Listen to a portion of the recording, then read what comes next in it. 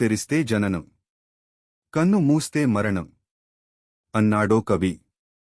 కాని అంత తేలిగ్గా తీసుకోగలమా? కొత్త ప్రాణి భూమ్మీదికొస్తే సంతోషం, ఉన్న ప్రాణి భూమిలో కలిసిపోతే విషాదం.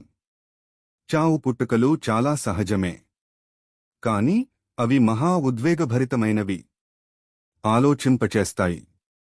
పసికందుల్ని చూస్తే తెగ ఆశ్చర్యమేస్తుంది. మన రక్తమాంసాలు పంచుకుని పుట్టారు. సరే, ఇంతకీ అసలు వీళ్ళెవరు? ఎక్కడ్నించి వచ్చారు?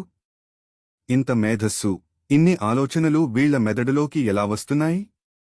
ఏ పూర్వ వాసనలతో వీళ్ళిలా ప్రవర్తిస్తున్నారు లాంటి సందేహాలు తొలుస్తుంటాయి. ప్రపంచవ్యాప్తంగా రోజూ లక్షల మంది చనిపోతారు, అంతకంటే ఎక్కువ మంది పుడతారు. అందరి గురించి మనకు పట్టదు, కాని దగ్గరివాళ్లు, ఆత్మీయులు చనిపోయినప్పుడు మాత్రం మనసు మెలిపెట్టినట్లవుతుంది. లక్ష సందేహాలు దాడి చేస్తాయి. చనిపోయినవాళ్లు ఏమవుతారు? మళ్లీ పుడతారా? పుడితే మనిషి జన్మే ఎత్తుతారా? అదే కుటుంబంలో పుడతారా? అసలు ఈ దేశంలోనే పుడతారా లేక ఇతర దేశాల్లోనా? కుక్క, నక్క, పిల్లి, పులి, పాము, మొసలి, పిచ్చుక, మేక ఎక్కడ, ఏ రూపంలో పుడతారు? మనకే ఇన్ని సందేహాలు వస్తాయి.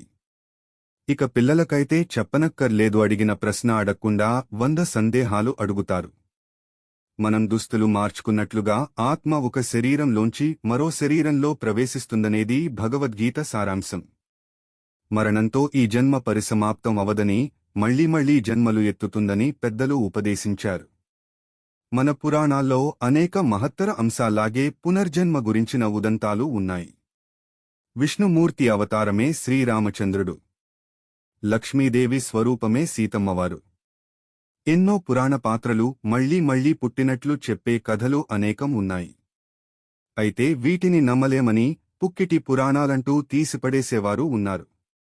సాధారణంగా మనకు తెలియని అంశాలను నమ్మలేని మాట నిజమే, కాని ఒక్కోసారి అలాంటివి కూడా నమ్మాలి. ప్రతిదానికీ సాక్ష్యాలు, ఆధారాలు చూపడం కుదరదు. మన ఇతిహాసాలు, పురాణాల్లోని కొన్ని కథలు అతిశయోక్తుల్లా ఉండే మాట నిజం.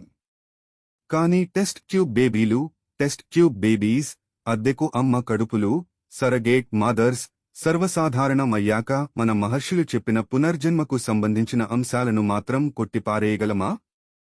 ప్రస్తుత టెస్ట్ ట్యూబ్ బేబీస్ మాదిరిగానే పునర్జన్మకు సంబంధించిన అంశాలను కూడా నిరూపించే టెక్నాలజీ అందుబాటులోకి వస్తుందేమో ఎవరు చెప్పగలరు? గ్రహాల గమనానికి సంబంధించిన ఖగోళశాస్త్ర పరిజ్ఞానం, పుష్పక విమానం, దూరదర్శనం, క్లిష్టమైన శస్త్రచికిత్సలు లాంటివన్నీ ఆకృతి దాల్చనంతవరకు వింతలు, విడ్డూరాలే. ఈ అధునాతన కాలంలో అంతరిక్షంలోకి దూసుకెళ్తోన్న రాకెట్లను చూస్తున్నాం. క్షణాల్లో సముద్రాలు దాటుతున్నాం. శాటిలైట్ ఛానల్స్ చూస్తున్నాం.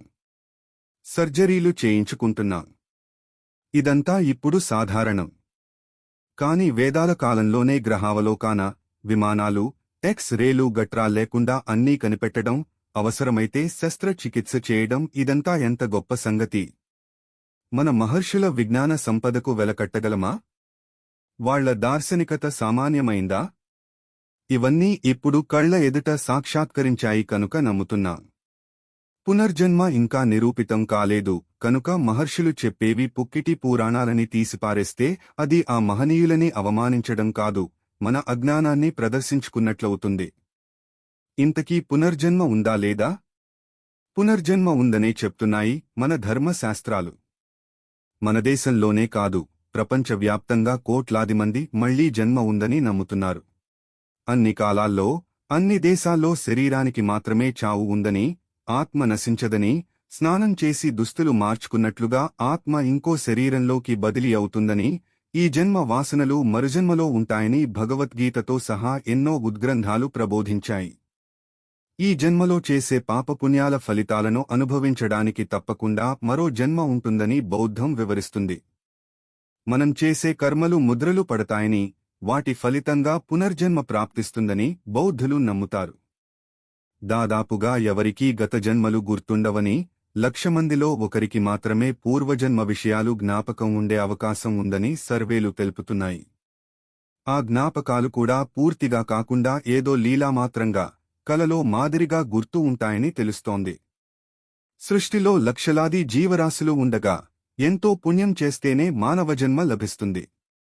మరి ఇంత ఉత్కృష్టమైన మానవ జీవితంలో కష్టనష్టాలు ఎందుకు వస్తాయి అంటే అదంతా గత జన్మ పాపపుణ్యాలను అనుసరించే ఉంటుంది. ఆర్థిక ఇబ్బందులు, అనారోగ్య సమస్యలు, ఇతర ఈతి బాధల సంగతి అలా ఉంచి అంధులుగా, బధిరులుగా, మరేవో దుర్భర లోపాలతో ఎందుకు పుడతారు, జీవితంలో పూడ్చలేని వెలితి ఎందుకు చోటు చేసుకుంటుంది లాంటి సందేహాలకు అంతకుముందు జన్మలో చేసిన ఘోర పాపాలు, క్షమించరాని నేరాలే కారణం అని చెప్తున్నాయి ధర్మశాస్త్రాలు. తీవ్ర సంక్లిష్టంలో పడి విసిగిపోయినప్పుడల్లా ఇదేం జన్మరా బాబూ, 1000 జన్మలెత్తినా ఇలాంటి జీవితం వద్దు అని ఎందరో ఎన్నోసార్లు గొనుక్కోడాలు మనకు తెలిసిందే. మొత్తానికి జన్మ పరంపర అనేది ఖచ్చితంగా ఉంది. తప్పులు చేస్తున్నంతవరకు, పాప చింతనలో గడుపుతున్నంతవరకు, భ్రమల్లో బ్రతుకుతున్నంతవరకు మళ్లీ మళ్లీ జన్మించాల్సిందే. మనకు దేనిమీదైనా ఆశ, కోరిక, వ్యామోహం ఉన్నంతవరకు జన్మ ఎత్తుతూ ఉంటామని మహర్షులు సెలవిచ్చారు. కోరిక లేని దశకు వెళ్లి తామరాకుపై నీటిబొట్టులా ఉండగలిగితే అప్పుడు పునర్జన్మలు ఉండవట. జన్మరాహిత్యం కావాలంటే ఇహలోక చింతలు వదిలేసి ఆధ్యాత్మిక చింతనలో గడపాలి. జీవితంలో ఏదీ శాశ్వతం కాదని, ప్రతిదీ తాత్కాలికం. అలా వస్తుంది, ఇలా పోతుంది అని గుర్తించాలి. లోకంలో మార్పుకు లోను కానిదంటూ లేదని తెలుసుకుని నడుచుకోవాలి. సుఖం కలిగితే పొంగిపోవడం, కష్టం వస్తే కుంగిపోవడం కూడదని చెప్తారు ధర్మ సూక్ష్మం తెలిసిన పెద్దలు. అంటే ఏ అనుభవాలు ఎదురైనా వాటిని యథాతథంగా స్వీకరించాలే తప్ప అనుభూతి చెందకూడదు. అలాంటి నిర్వికార స్థితికి రాగలిగితే పునర్జన్మ ఉండదు. ముక్తి, మోక్షం తథ్యం.